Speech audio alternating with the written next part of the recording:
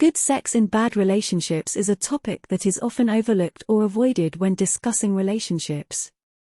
We often hear about the importance of communication and trust in a relationship, but rarely do we talk about the role that sex can play in a toxic or unhealthy relationship. Good sex in bad relationships can be a complicated topic.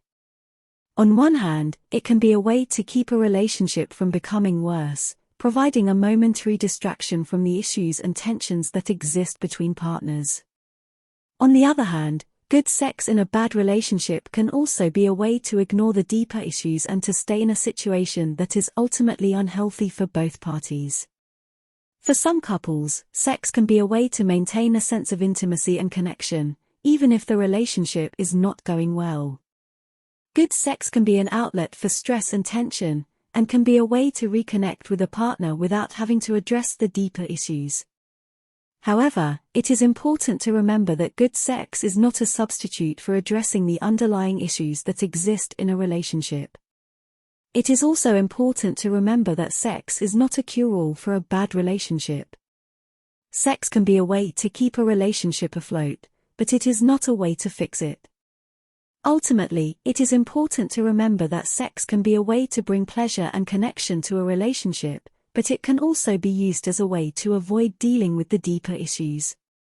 For those in a bad relationship, it is important to remember that good sex can be enjoyable, but it is not a solution to the problems that exist in the relationship.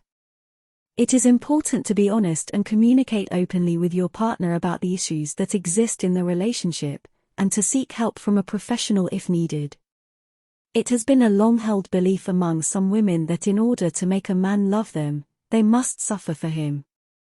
This can range from performing emotional work to taking care of his needs above their own and even sacrificing their own happiness. This kind of thinking is rooted in the idea that if a woman does enough for a man, he will be so grateful that he will love her in return. This line of thinking is misguided and can be potentially damaging to a woman's emotional well-being. Firstly, it is important to recognize that a relationship should be a partnership, not a transaction. A woman should not feel obligated to give up her own happiness and security in order to make a man love her. If a man truly cares for a woman, he will show her that love and appreciation through his words and actions, not by expecting her to sacrifice her own well-being. Furthermore, it is important to remember that a woman should not be putting a man's needs before her own. This can lead to a woman feeling unappreciated and taken for granted, which can lead to resentment and anger. A woman should be able to express her own needs and wants in a relationship, and they should be respected and taken into consideration.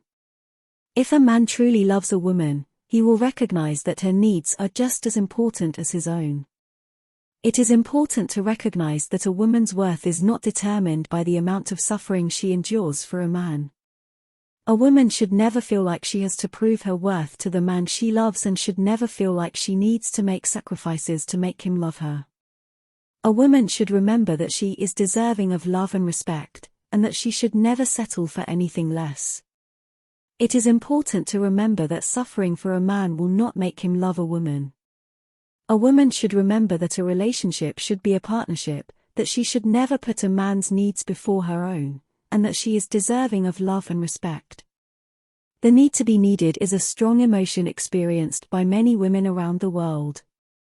It is often a result of feeling incomplete or that one's life is lacking purpose. This need can be the result of many things, such as a lack of self-confidence, a feeling of being less than, or a fear of being alone.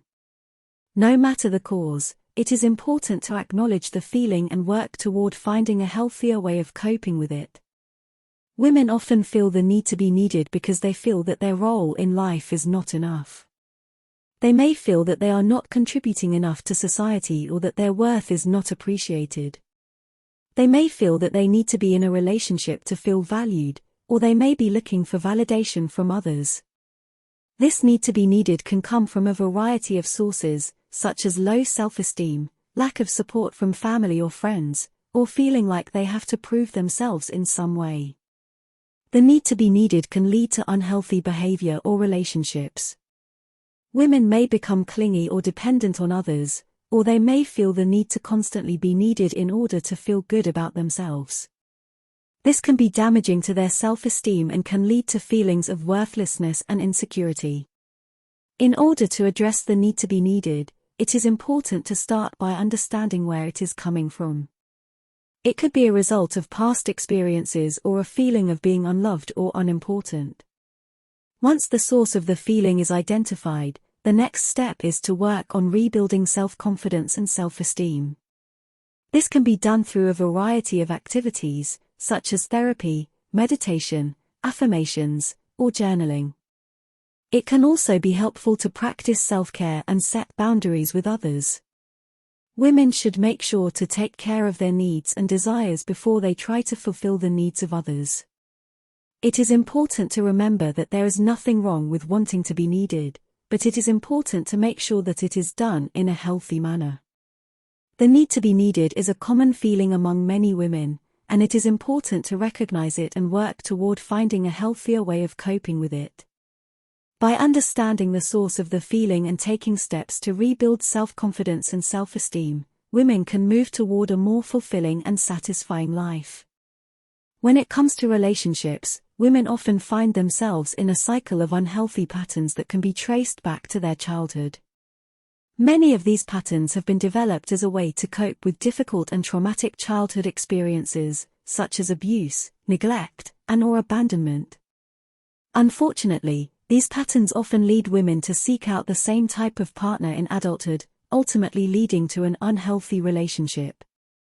Women may find themselves drawn to partners who are similar to their abusive or neglectful parent. This often occurs as a result of the trauma bond that was formed between the child and the parent, in which the child feels a sense of loyalty towards the parent despite the abuse or neglect. As a result, women may subconsciously seek out partners who remind them of that parent, in the hopes that the relationship will turn out differently this time. Women may also be drawn to partners who are emotionally unavailable. This is often due to a fear of rejection and abandonment that was instilled in the woman during childhood. Women may feel safer when they're in a relationship with someone who is emotionally distant, as it allows them to protect themselves from being hurt. Women may find themselves in relationships with partners who are controlling, manipulative, or domineering. This is often the result of a childhood in which the woman was not allowed to have any control over her own life, making her feel powerless. In adulthood, this can lead the woman to seek out a partner who is able to take control, as it gives her a false sense of security. Although it can be difficult to break the cycle of unhealthy relationships, it is possible with the right support and guidance. Women can begin to heal and break free from these patterns by learning to identify their needs, setting boundaries, and seeking help from a mental health professional. With the right support and insight, women can learn to make healthier relationship choices and break the cycle of unhealthy relationships.